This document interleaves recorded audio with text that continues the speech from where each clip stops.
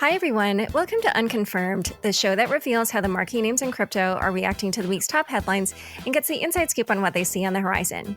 I'm your host, Laura Shin, a journalist with over 2 decades of experience. I started covering crypto 5 years ago, and as a senior editor at Forbes, was the first mainstream media reporter to cover cryptocurrency full-time. Unchained and Unconfirmed are now published as videos. If you're not yet subscribed to the Unchained YouTube channel, head to youtube.com/c/Unchained podcast and subscribe today. Crypto.com is waiving the 3.5% credit card fee for all crypto purchases. Download the Crypto.com app today. Need cash but don't want to sell your crypto? Use Nexo's instant crypto credit lines and withdraw funds today, starting from only 5.9% APR. Create an account at nexo.io. Today's guest is Joe Lubin, founder of ConsenSys and co-founder of Ethereum. Welcome, Joe. Hey, Laura. How are you? Thanks for having me on. ConsenSys made a big acquisition this week and also got some investment. Congratulations. Tell us your big news. So ConsenSys has been working with JPMorgan for quite a long time, more recently, to discuss how we might work together more intimately and sort of change the nature of the Quorum project. Quorum is essentially a blockchain infrastructure platform that JPMorgan created based on the Ethereum Go client, and they use it for their application needs. So they build a bunch of applications, blockchain applications on Quorum. A while ago, they decided that it maybe didn't make sense for them to be a blockchain protocol company. ConsenSys has now acquired that project, and we are essentially the stewards of that open source project, merging it in terms of technical roadmap with our own Enterprise Ethereum activities, which are based on Hyperledger Besu. So we are providing support for Quorum. We are building out the Quorum roadmap, and Quorum now constitutes ConsenSys's Enterprise Ethereum offering, whether the client chooses Hyperledger Besu as the foundational element or Geth as the foundational element. We're excited to offer for the first time, really, a fully comprehensive enterprise blockchain solution, including developer tools, security audit tools, customer success and support, sophisticated cloud configurations, which are coming, and a bunch of applications that sit on the Quorum platform. In addition, JPMorgan has made a significant strategic investment, and JPMorgan is a sizable client of ConsenSys. And for listeners who aren't aware, Hyperledger Besu is an enterprise Ethereum client that ConsenSys built. So if Geth is kind of like a software version for the public chain, then Hyperledger Besu is similar, but for enterprise software. Let me just add a little bit of detail without getting too much into the weeds. So both of these enterprise Ethereum solutions have two layers. Layer one is Hyperledger Besu, which is a Java Ethereum client, which connects to mainnet Ethereum. So it's a full-fledged Ethereum client, and it also has enterprise Ethereum augmentations. And on the formerly JPMorgan side, Geth is a slight modification of the Go Ethereum client. So it's not currently able to connect to mainnet, and that's been important to us to enable hybrid solutions to be created. So private permissioned systems, and with roughly the same client also connecting into mainnet. The layer two solution for both of those platforms, which are now all called Quorum, is called Orion, that sits on top of Hyperledger Besu, provides confidentiality of transactions to a subset of actors, and Tessera, that JPMorgan built, does the exact same thing on JPMorgan's side. So the ultimate configuration of the Quorum client will see Tessera, which is a Java-based Apache 2 licensed confidentiality solution. It'll sit on top of Hyperledger Besu, which is also Java-based and Apache 2. So maximum permissivity in terms of licensing. So no real constraints. There were a small number of institutions that weren't that comfortable with the GPL licensing of the Geth client. Yeah, and so getting into this licensing is getting a bit into the weeds, but as far as I understand, Apache 2 enables private companies to make contributions to these open source Do code whatever you bases want with it. and Exactly. and keep them for themselves without having to contribute them back, You which got it. is sort of like being able to keep their secret sauce. And as you mentioned, JPMorgan will be a customer of ConsenSys going forward. So what will or what are they using Quorum for? So the publicly announced applications are their interbank information network, which has north of 400 financial institutions around the world. Um, and it's essentially a messaging layer, similar to what Swift does. JP Morgan, I believe, has around 4,000 financial institutions in their correspondent banking network. So one could imagine that all of those organizations and perhaps more will eventually end up on IIN. So ConsenSys is supporting that network. And ConsenSys is also supporting JPM Coin, which is a stable coin solution. So that's a separate network that JP Morgan has built on Quorum. JP Morgan is, if you do a little research, they're hiring very aggressively in blockchain. They've made it very clear, very public, that they're doubling down on blockchain and Enterprise Ethereum. So it is very exciting for us to be a significant part of that, and it's exciting to see JP Morgan build probably a whole bunch more applications on the Quorum platform. And for the acquisition of Quorum, are you only acquiring the Quorum open source code base, or will the Quorum team from JP Morgan also be joining ConsenSys? So the Quorum team is heavily engaged with us for at least a year to facilitate transition, and we're working together on a shared roadmap that we've defined and will continue to define together. I can't say much more of a detailed nature about that right now, but we are working intimately with those people. Okay, so I guess we'll have to have you back or talk to somebody to find out how that will all work. And so, just to circle back about the Besu, so customers will be able to choose between Hyperledger Besu and ConsenSys Quorum. Is that? Yeah, that's correct. And part of the work that we're doing together over the next year with high intensity is to affect plug and play interoperability between the two versions of Quorum.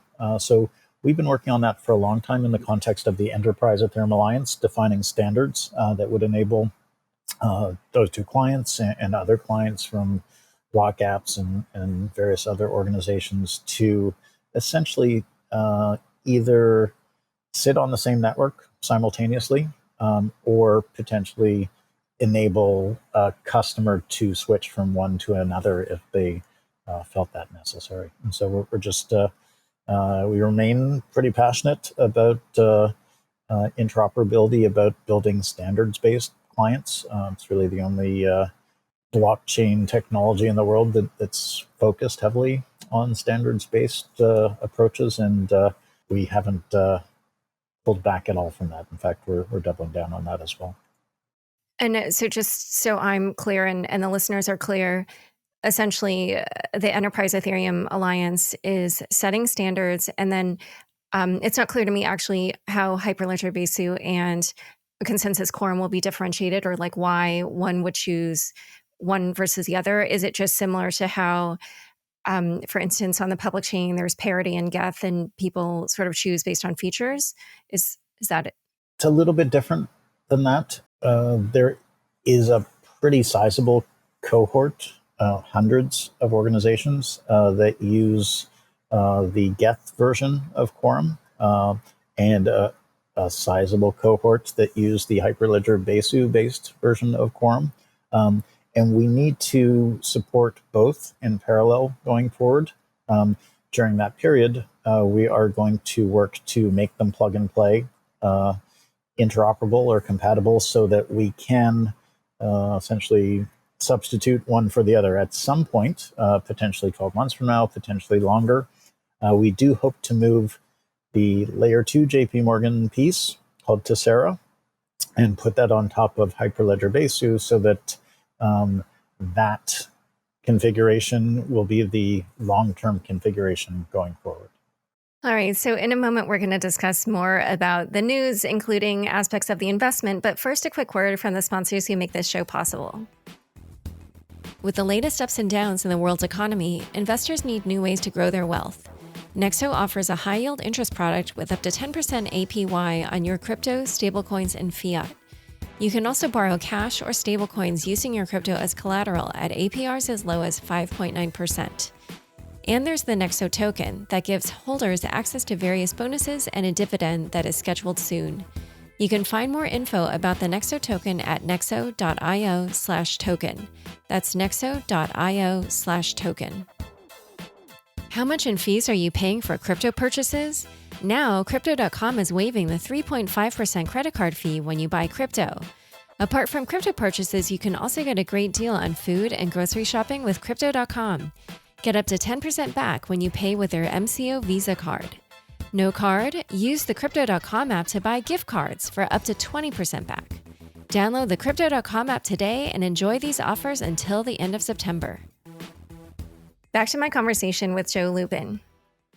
The block reported that JPMorgan Chase is making a $20 million investment of convertible debt into ConsenSys. Is that figure accurate? I cannot confirm nor deny that that figure is accurate at this point, but I might have something more to say at some point in the future. Okay. And it's been reported for a while that that ConsenSys is raising money, and $200 million was the figure reported by the information last year. Is that still the target? I've seen lots of different numbers reported. If we are in fact continuing to raise, I cannot confirm nor deny that any of those numbers that I've read publicly are accurate. Okay. All right. Well, I guess we'll have to circle back for yet another reason. Yeah. Happy to come on the show again in some period of time and discuss that. Okay. Yeah. I mean, there's plenty to discuss, but we're going to actually dive into some of these other things right now because obviously ConsenSys has been going through a larger restructuring for quite a while, for a couple of years. So how does this acquisition... I think since we were born, really, for 5 years, we were a very different company in the first year than the second year. So yes. Okay. The latest incarnations of ConsenSys are very exciting.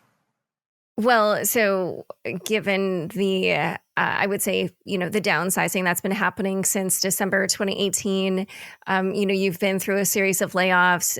You're now restructuring to kind of focus more on software development on one side of the business and venture activities on the other side. So how does this acquisition fit into those goals?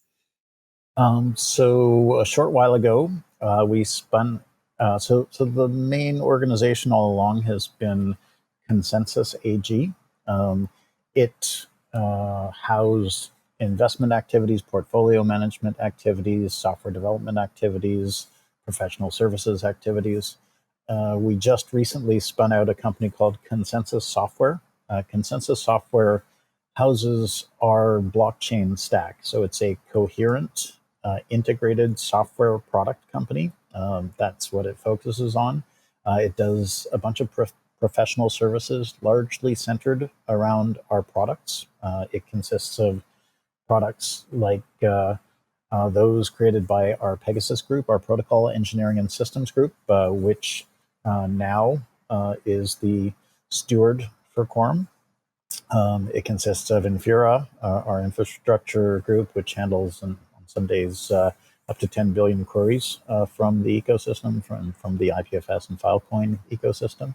It consists of Codify, our Commerce and Decentralized Finance group, which has a number of products on the DeFi side, in sort of enterprise business process elements. It consists of MetaMask, which is sitting around 500,000 monthly actives and about 1.2 million slightly less active installs. And it has we have a set of developer tools, so the Truffle suite of developer tools, and Diligence, which is security audit tools, and a group of brilliant people that manually security audit. We have the ability to do quite a bit of customization work in our professional services group. And actually, maybe one of the most important groups that I almost didn't highlight is our customer success and support group. So you don't often think of that as a star in a group like that, but it's led by an individual who did the same at HP Enterprise. It's been running for 2.5 years, approaching 3 years, and it has been already supporting Quorum on many different networks. So smaller networks run by individual organizations, or larger networks like the Comgo Commodity Trade Finance Consortium or the cofounder Commodities Trading Consortium. And this is all happening at a very interesting time, not only in the industry, but also in the world. And obviously, we've seen that the coronavirus pandemic has affected all kinds of businesses. And it was reported that ConsenSys received between $1 million and $5 million in the payroll protection program due to COVID. How has the pandemic affected your business? So we saw a set of complicated discussions with both customers as well as some organizations that we're speaking to about investment. We had projections that would have seen us double our revenue this year. And we have had to scale that back a little bit. We're still going to almost certainly achieve revenue that is a good chunk larger in percentage than last year. But we've certainly seen slowing down and dropping of some projects, and we've seen a lot of new interest, actually. Some of the new interest may be related a little bit to COVID. So there have been some identity projects that popped up, and some specifically around health passports and things like that. But this news has been under the radar for a little while, and ConsenSys bringing this comprehensive enterprise Ethereum solution with full support, which is something that JPMorgan as a bank wasn't really configured to do. It's already been circulating. And so we've actually seen quite a lot of new interest around the Quorum acquisition. And one other piece of news that a ConsenSys project kind of created a little bit of a small outcry, I would say, at least on crypto Twitter, was that MetaMask was changing its licensing. And from what I could see, it seemed that maybe this is part of ConsenSys's restructuring to focus more on software development, or no? Do you want to? It really has nothing to do with restructuring of ConsenSys, and we've been an integrated software company, increasingly integrated and really firing on all cylinders for approaching a year now. And we just moved into a separate legal entity with that group. MetaMask has been working towards commercialization or monetization. It is a heavily open source project. It is by far the most open project of all the wallets out there. In fact, all the other wallets are proprietary, not even in the same category. We have a handful of monetization strategies, some of which are going to land extremely soon, a number of days from now. One very exciting one. And do you want to tease what that is right now? There's a teaser. I've been told that I'm not allowed to. But that's the extent of the tease that I can do. Okay.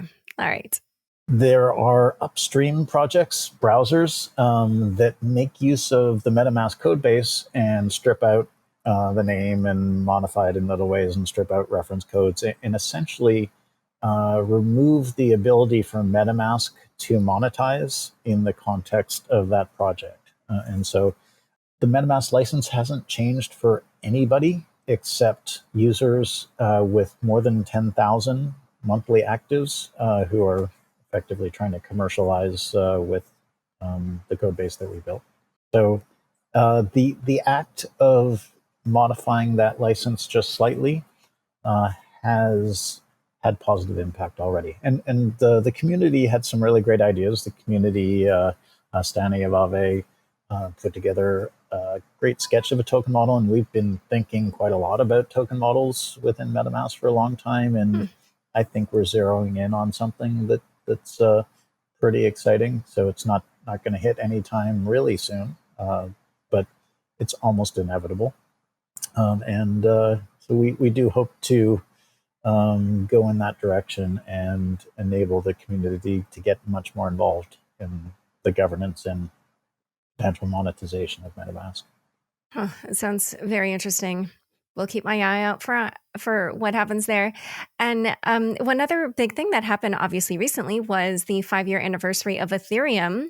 When you look back, what are your thoughts about the journey so far and where Ethereum is headed with Ethereum 2.0? I guess nothing but excitement. I think many of us thought that the technology was so powerful and the particular representation, the particular configuration that Vitalik put forth initially was just so spot on that it was likely to be the programmable, expressive blockchain that became very significant, if not dominant.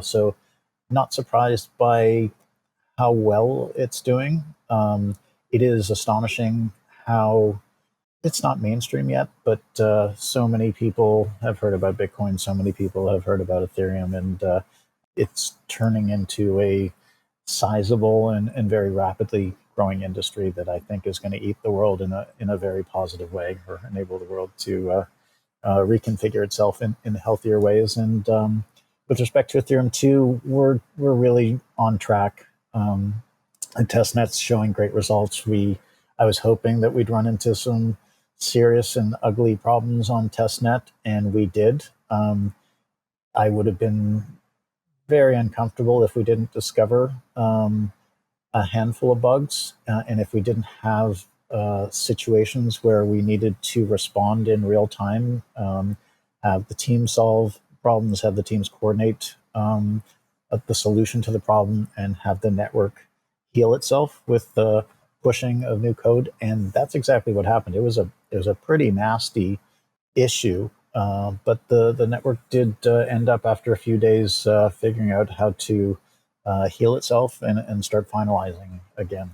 So super excited about that. I think we're on track to launch before the end of this year. And I think data availability shards and execution environments are likely to follow relatively quickly. I think faster than more skeptical people might believe, just because a lot of the complexity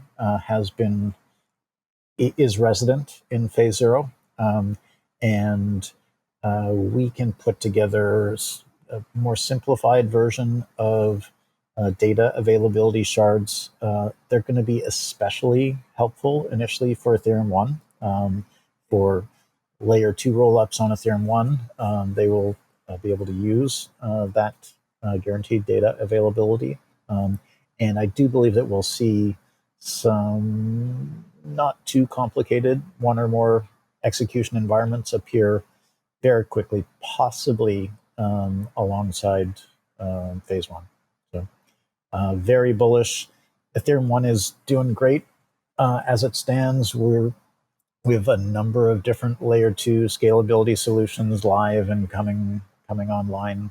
So scalability is getting addressed right now, and scalability is going to get a massive shot in the arm, say 12 months from now. Yeah, well, hopefully for Ethereum, it will be just in the nick of time, because there's clearly a lot of demand and the fees are high and people are getting a bit antsy. Sure, but throughout the history of information technology, technologists have built out new hardware and software solutions, and other technologists have maxed them out virtually instantly. So unless we have massive utilization and real uncomfortable straining of the system, we don't know exactly where needs the attention to build out with respect to scalability. So it's going to be, as it has been with so many technologies, from memory to CPUs to screen size to internet connections, it's going to be a constant cycling of greater capability that gets eaten up immediately by the application developers. And so very excited to see that we're bumping up against the ceiling yet again. The ceiling will continue to be raised, and we'll continue to try to bump up against it and raise it higher. Great. Well, I look forward to seeing Ethereum and ConsenSys too on that journey. Thank you so much for coming on Unconfirmed. Thanks, Lord. Don't forget, next up is the weekly news recap. Hi, everyone. Thanks for tuning in to this week's news recap. First headline, Fidelity bets on Bitcoin with new fund. Forbes reports that Fidelity president and head of consulting, Peter Jubber, filed paperwork Wednesday for a new Bitcoin dedicated fund with a minimum investment of $100,000, likely aimed at institutional and accredited investors.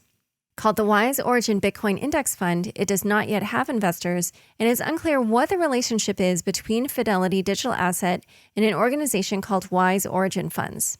Fidelity Brokerage Services, LLC, is to be the fund's custodian. Fidelity's intellectual property vice president has filed a trademark application for the name Wise Origin Funds.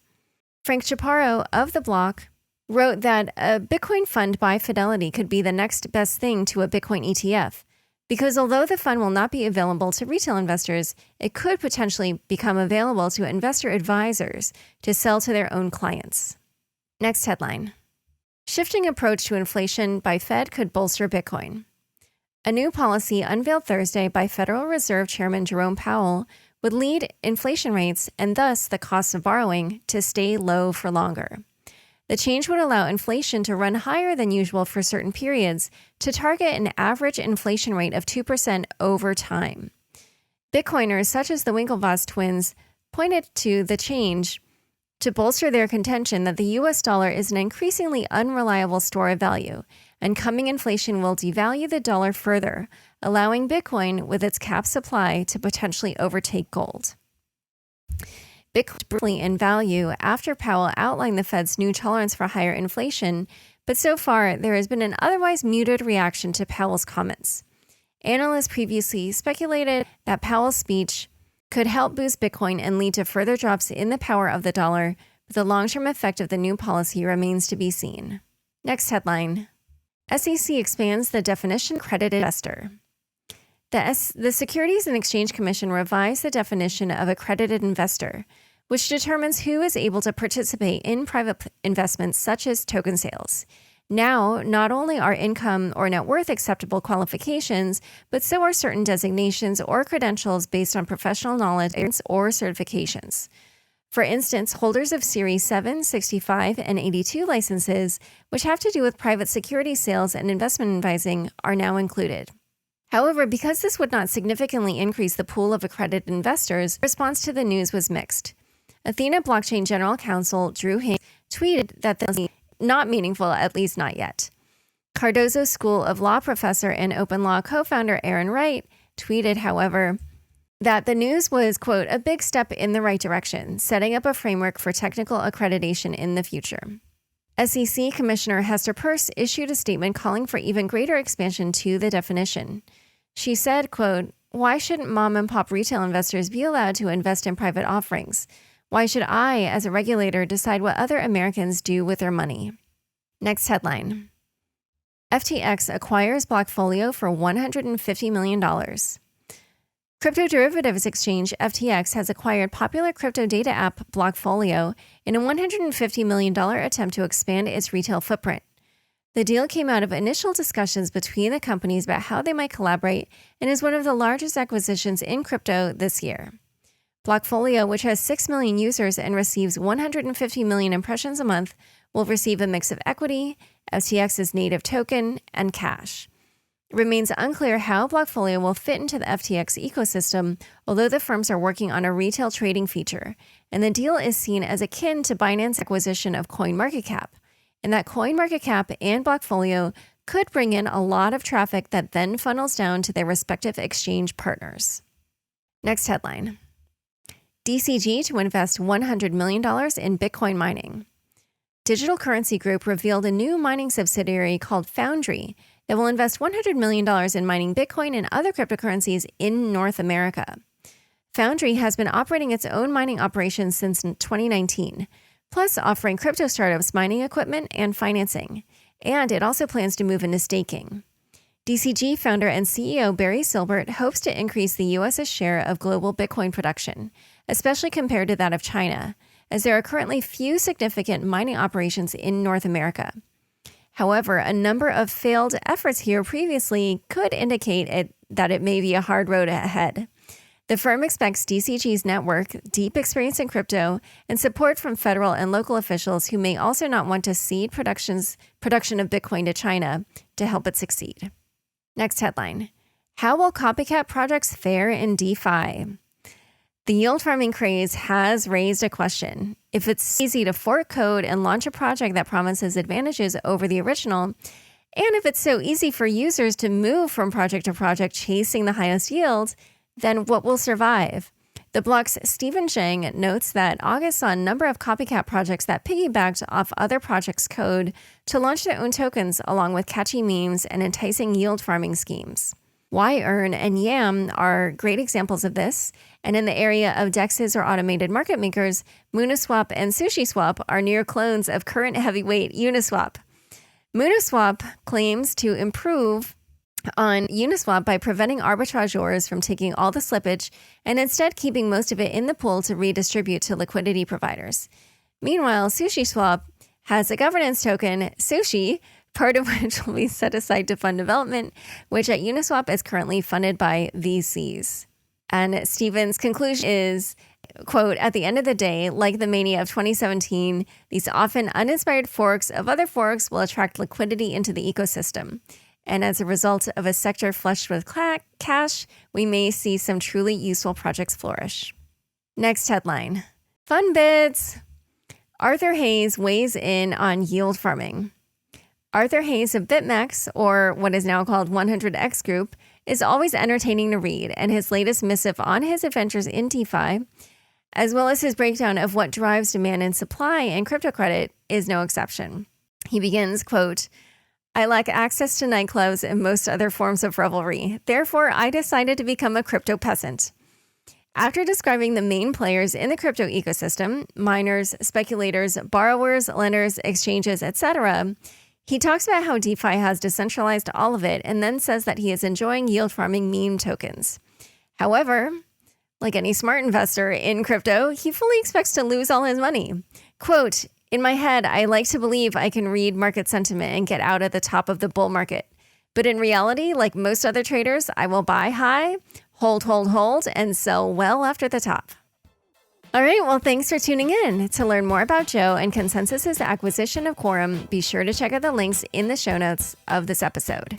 Don't forget, you can now watch video recordings of the show on the Unchained YouTube channel. Go to youtube.com/c/Unchained podcast and subscribe today. Unconfirmed is produced by me, Laura Shin, with help from Anthony Yoon, Daniel Ness, and the team at CLK Transcription. Thanks for listening.